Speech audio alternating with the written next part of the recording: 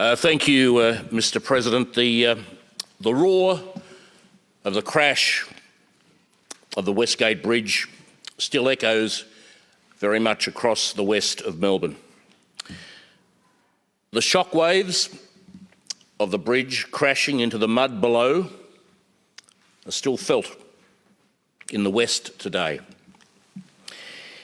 50 years on from that tragic day, we remember those men killed in the bridge collapse.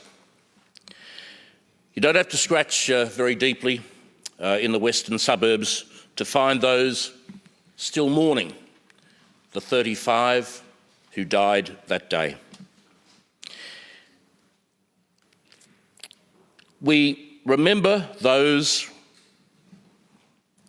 men who died that day in the most tragic and dreadful circumstances. Circumstances that I have trouble coming to grasp with, that I have trouble coming to grips with, rather. It is something that I remember as a child, and that memory in itself will never leave me. And we remember those men who died. We also remember today the families of those who died. We remember the 88 children who lost their fathers.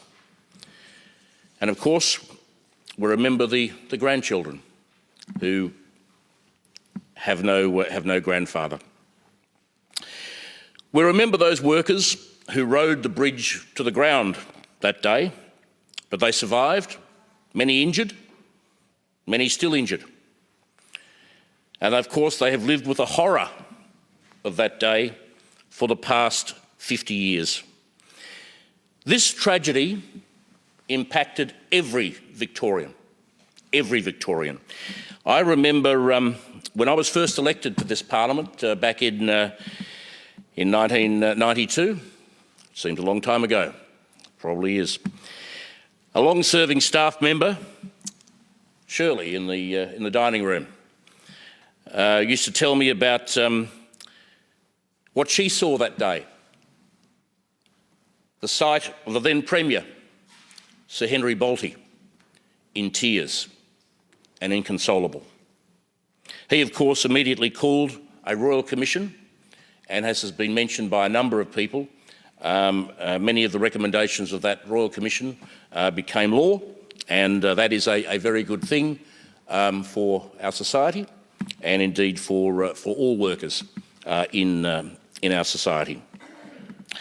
My sympathy goes to all those personally impacted by this dreadful event.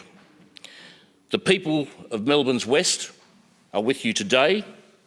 We are with you always, and may the Westgate Bridge be an everlasting memorial to those we lost on that day.